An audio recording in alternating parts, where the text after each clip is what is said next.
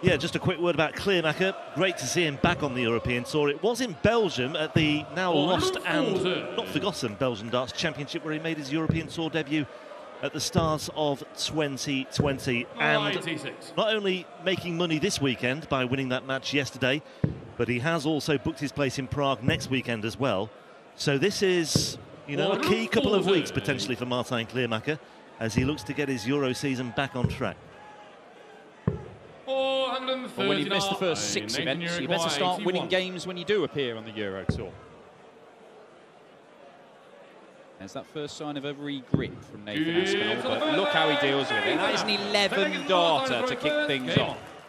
Yeah, well, only once have we seen Martijn Kleermaker get on a Euro Tour stage and average in the high 90s. You would think, with the way that Aspinall has started this game, he's going to have to produce something like that to be competitive. He did beat Ross Smith yesterday with a mid-80s average, several points lower than that of the European champion. But he just managed to keep taking out the odd shot when he really needed it. At the minute, he's going to be limited to very few opportunities with the way that Nathan is playing. Single 16 to leave tops. Again, when he's going for a double, look, that makes itself apparent, and he still brushes it off. Yeah, Damien Moll was Smith. one of them against Jeff Smith. He was 5-2 down as well at one stage. But Jeff Smith was not throwing 106 average. Put your phone down and watch the darts. Well, she's a Nathan Aspinall fan. She's probably telling her friends. 45. The Asp is averaging 106. Get to a TV screen now.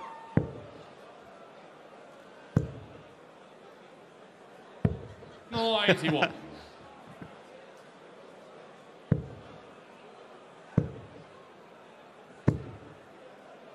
Well, keeps him interested in the leg, but for how much longer?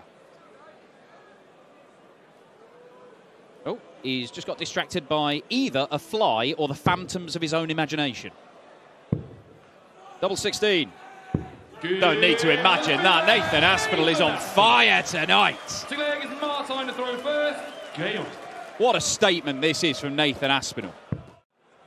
Yeah, if push came to shove, Vandenberg against MVG in the final, for example, if it can work out that way. Well, we shall see. 93. Are we going to see Nathan Aspinall seal the victory with a 170?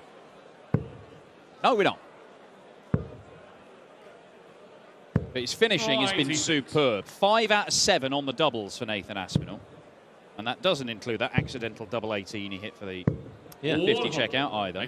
74. But 74 will seal a 6-1 win to make a real statement. But Nathan Aspinall may be finding things tough at the minute, but it is not stopping him produce world-class darts. 100 average, 75% on the doubles.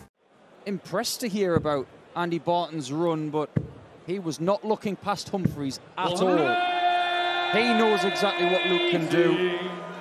And I love what he said about the advert for the game, or the development tour, because today there's been a huge slice of evidence when it comes to the under-25 system.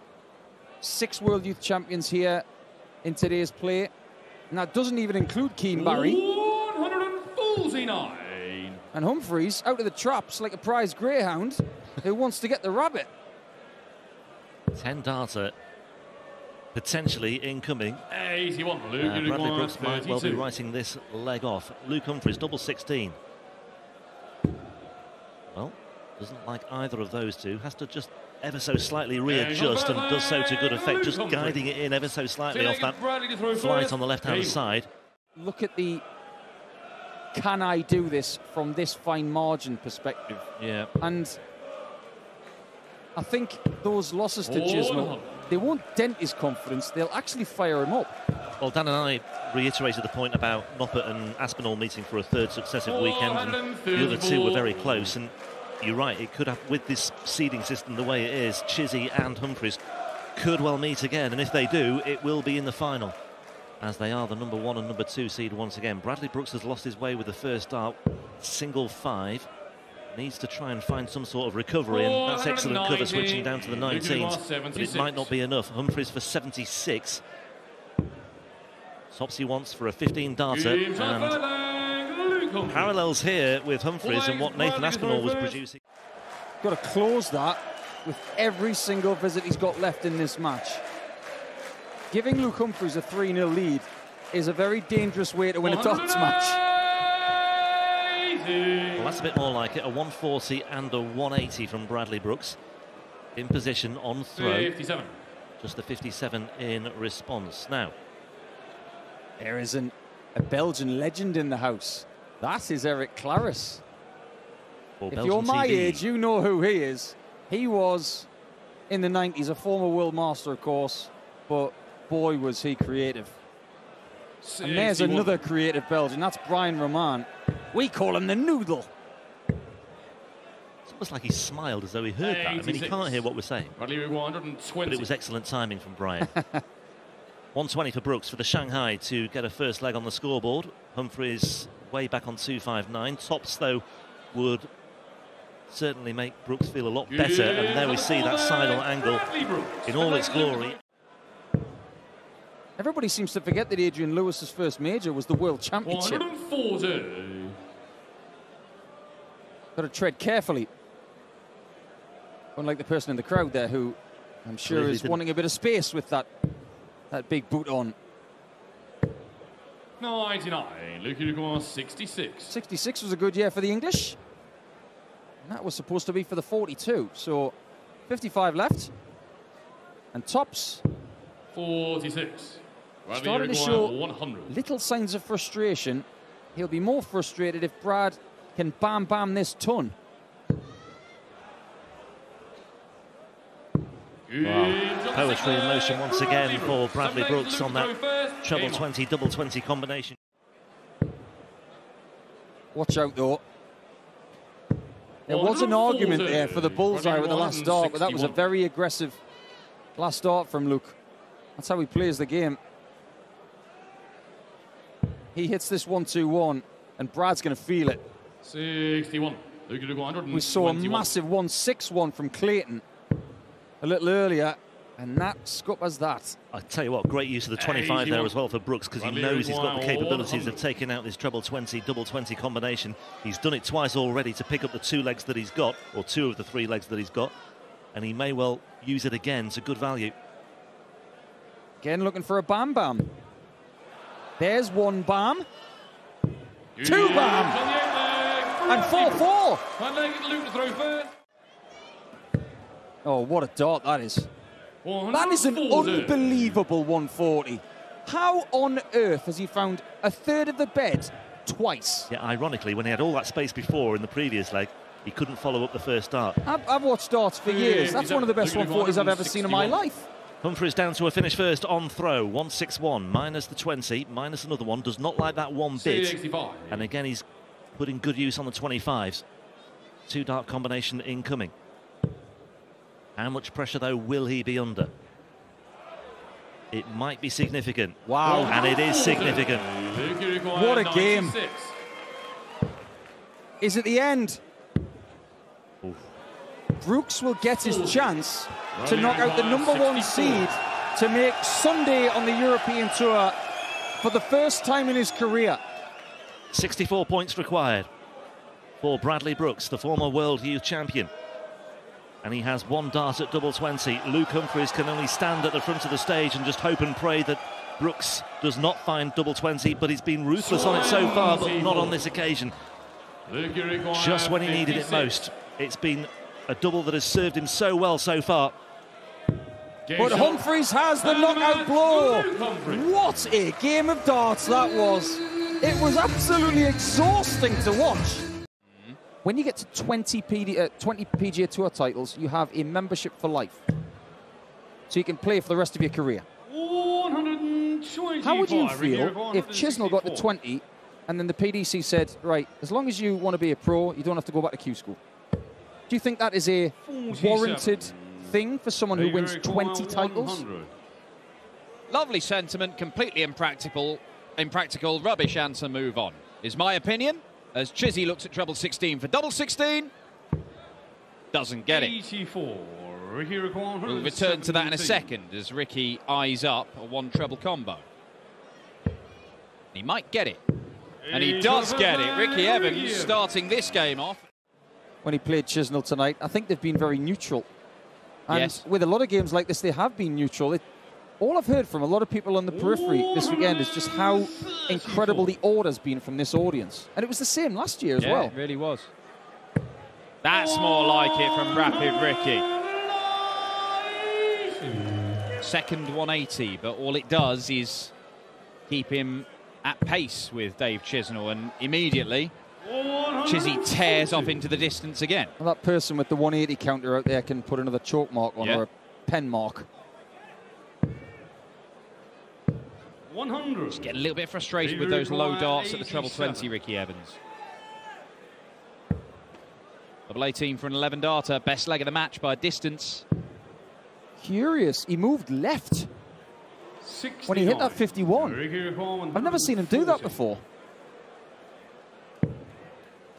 I wonder what he'll do on double 9, because he's not a massive fan of this corner. He might be now. He's just tapped the double 18 as if to say, do as you're told.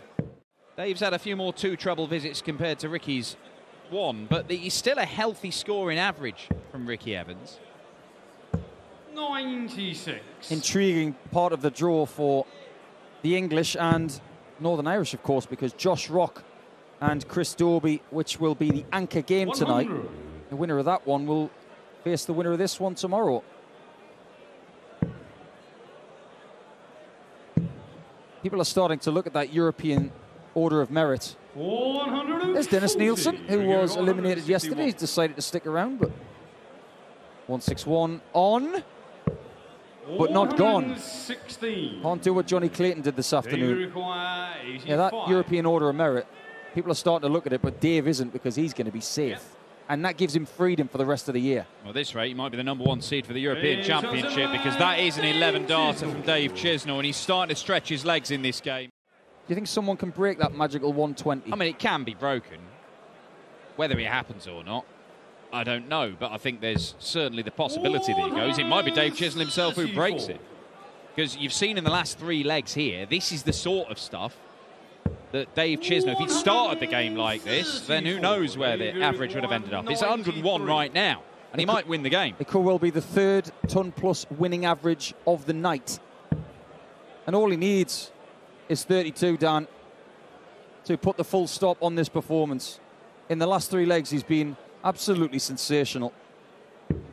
61. Match start missed, but more are on the way for Dave Chisnall, who was in a sticky-looking battle with Ricky Evans in the opening 4 legs of this. But as soon as that one poor leg from Ricky Evans, Chizzy got his nose in front, and then he found another gear. And that gear has taken him home and into the final day of action here as he continues the defence of his title. Huge clash of big names. Oh, my word, 5 perfect darts from Dirk van Dijvenbode. But he only averaged 90 in that game. At the minute, he's averaging pretty much the same. 100. And it's been enough so far. It will be enough if Dirk continues as he was in the first 3 legs. But is he just starting to get more comfortable in this? Well, he said himself yesterday, Barney, that in his post-match appraisal, he said it was his finishing at times that rescued him against James Wade. 6 out of 12 on his doubles. Clearly felt there was a bit of room for improvement with the scoring itself. Double 16 for Dirk. Yeah, right in the corner, 2 apiece. And that was an 11 darter as well, after opening up with a ton 80 and a ton 40. 5 perfect darts, 2 apiece. Yeah, Barney has been very, very impressive this year. And this is getting pretty good from Barney. Surviving those 3 darts to be broken and go behind, and all of a sudden, he's now threatening to go 2 legs clear. This game has swung around massively in the last 3 or 4 minutes.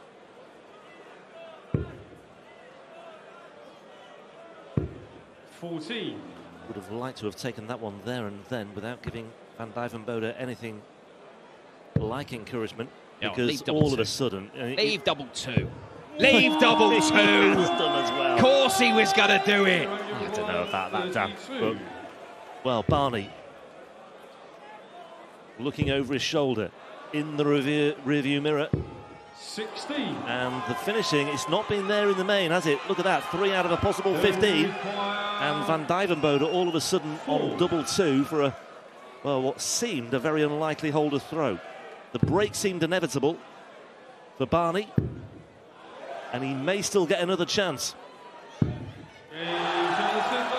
Left double 2, points to his supporters, takes it out.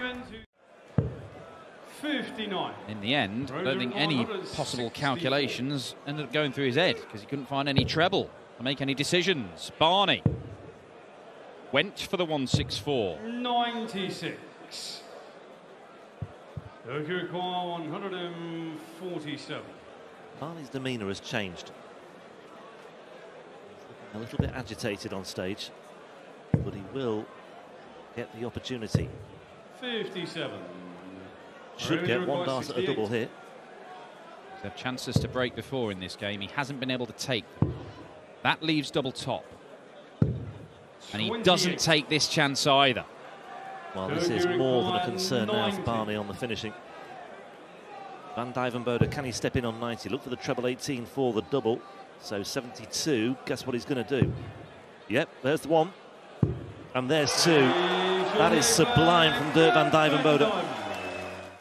And how he would just love to wrap it up, get back to the hotel, rest up, and prepare for another battle tomorrow, or battles to come tomorrow. 95. Because on this evidence, if he displays this amount of fighting spirit, it could well be that Van Dijvenbode has another good deep run on the European Tour. Barney not done with just yet. 134. Van Dijvenbode should get to a finish at least as good as Barney's.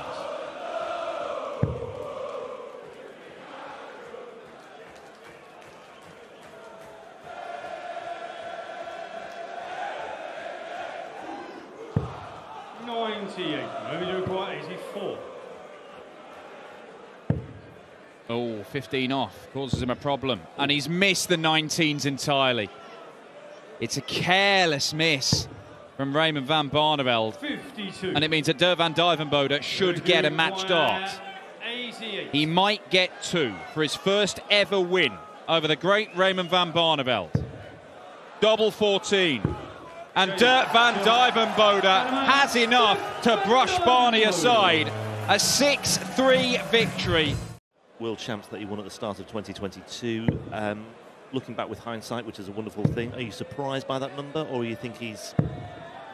Is it a reflection of how competitive things are now? I think it's a little bit of the competitive nature of everybody else, but the levels that he attains tournament-wide, particularly after winning that World Championship for the second time, we were thinking that maybe 2022 he was going to pick up double figures and more majors to go alongside the European Championship and the UK Open and all the rest of his won. But in a funny sort of way, that win in the German Darts Open last year was seen as out of the blue.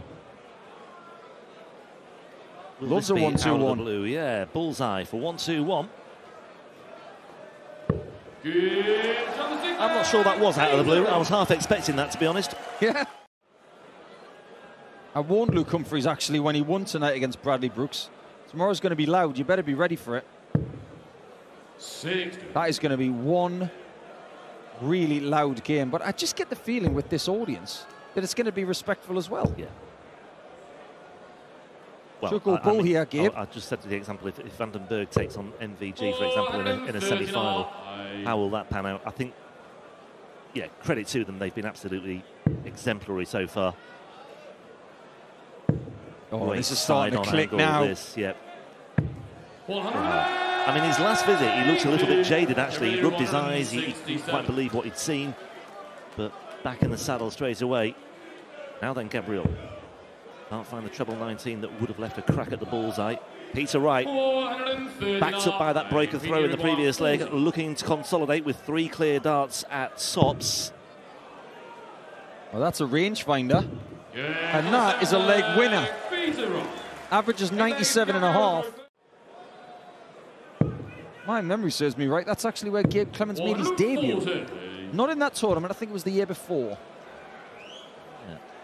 That's just off the top of my head. But factually, Clemens is making inroads. Now, that's the second time I have seen Peter rub his darts arm. Double 12 for a break back. Double 6. 69. And you're right about Peter right there. Just a little concern as well. And as I said earlier, when he went to retrieve his darts after a 60 visit, he looked a little bit jaded and a little bit crestfallen as well. Clemens made his European Tour debut quickly at the European Darts Grand Prix in 2016. Lost to Johnny Clayton 6-1 in that one. Double 6. Break of throw for Gabriel Clemens. 5-4. On we go. Anxious times here for Peter Wright all of a sudden. Trying to cling to as he tries to haul himself out of the quicksand. Yeah, what are you going to do in quicksand? You got to the bank. Don't fight it. Just wait. And just be. Oh, he's got to switch. Oh, what a dart. Ultimately, a brilliant dart, but he should have gone to the 51. Tops for parity at 5 apiece. 72. Will that prove costly? This would be better than the 161 we got from Clayton earlier. And that was unbelievable. Because that would have won the match. He needs errors from the German now, and he needs them desperately. Otherwise, he'll have to rely on holding throw in the last leg. Well, the crumb of comfort is that he will have the darts. He'll throw first in the decider, but how it's come to be, he led 5-2, but Clemens has reeled off 3 without reply. That just died, didn't it? As soon as it left his hand, he knew what was going to happen there. Just lost a bit of purchase on the grip, I feel. And 6 darts here for Peter Wright from this point in. I'd go 25 here. 89. 25 would have left single to double combination. That's what a lot of young players do. But now Wright has got 72 under maximum pressure. Wow. From the German giant. Well, out of nowhere, Clemens has got himself into position. 72, plays 36.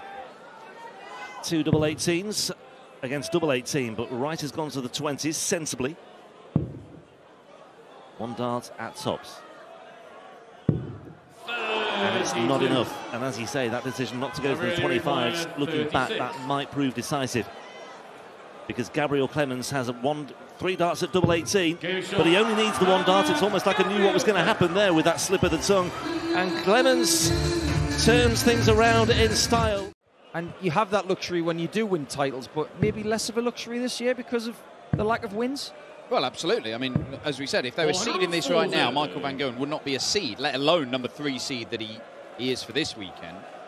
Because the seeding pattern was set up when the qualifiers took place a good couple of months ago now. So Michael van Gerwen, who has been used to turning up to the European Tour and just using it as a bank, because if he didn't win it, then he'd make the final. And if he didn't do either of those, then he would in the next event. And so it's just guaranteed money for him, week after week after week. That has not been the case, and it's not been the case for some time.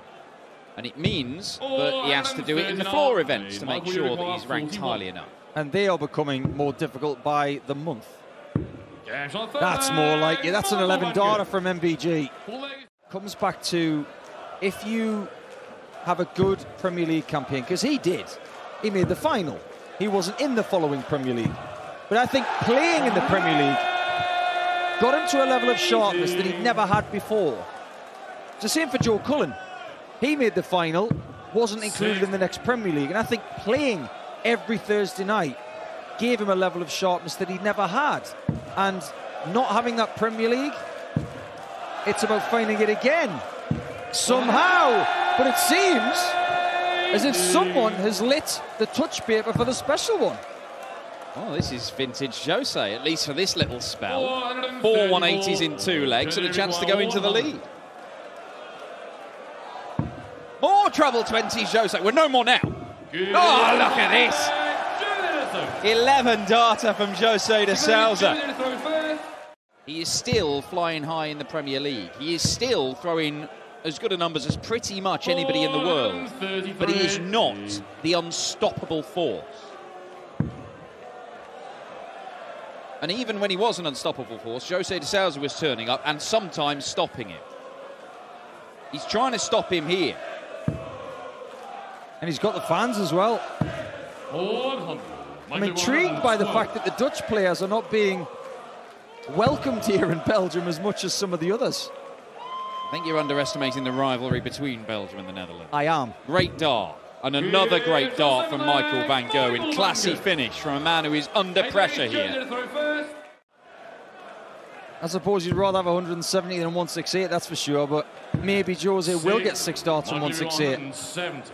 Nice day for fishing, Michael. And you do like a big fish. Don't you, Michael?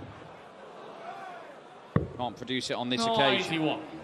Jose require 108. And he leaves a finish where it can be tricky. Okay, 90 left. Tops bull. Yeah, I wouldn't put it past him. Well, he tried to find the 18s, and you know what? Bull might have been the better shot. 47. Likely require 79. He'd love 2 shots at double 11. Asking ye shall receive. Reception and the first reaction from MVG. That's massive to take the lead, and that's 3 legs in succession. 60 bull. He can't find the centre on approach. So it's De Sousa to take us the distance. Hit the dart. Hit the target. 30. What an invitation for MVG. Require 80. To win it. One at tops from out on the right. And he catches the flight. Jose require 10. It was awkward, and he couldn't get past it. De Sousa is in, and we are going all the way. We've already seen the world number 2. Michael won that 7-6. The averages aren't that dissimilar to that day. De Sousa really wants to break that streak of losing 5 straight against MVG, but you sense that his chance is wilting. It's a good start to this leg from Van Gerwen, who was almost unbeatable in last leg deciders for years. And this is a little taste of that. It's brilliant from MVG. 47 left after just 9 darts in a last leg decider. 3 11s. It could be 4. In fact, based on the last leg, it could have been more.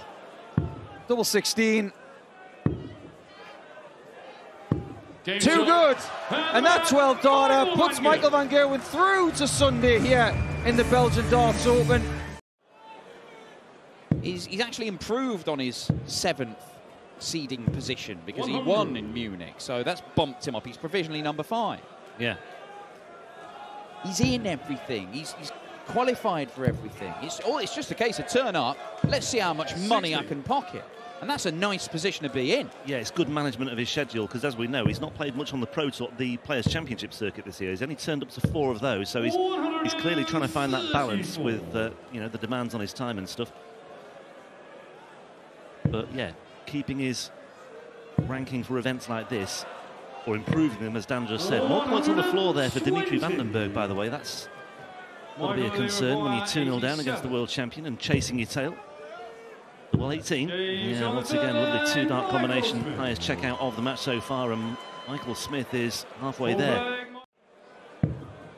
But yeah, Gabriel Clemens could be making the most of it. Yeah, in terms of people making it at the moment, it would have been like a host nation qualifier, an extra host. I don't think that's ever happened, where someone's come in late on.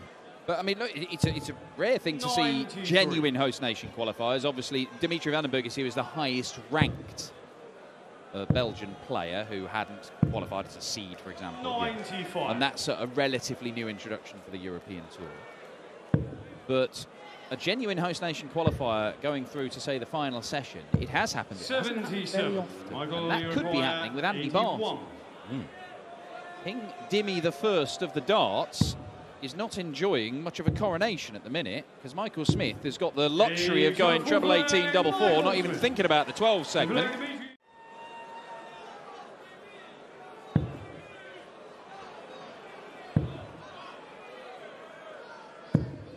Good recovery, yeah, from Vandenberg after that first start. He's got himself down to a finish. Will he get himself a shot at a double for the first time in this match? Should do.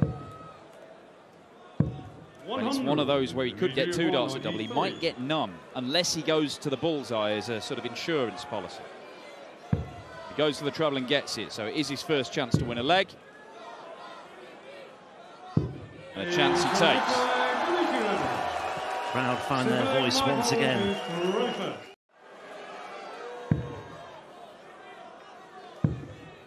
Seen him going through any of the breathing exercises or anything like that, but the whole demeanour is very much more 2022 Dimitri Vandenberg than it is this new one this year.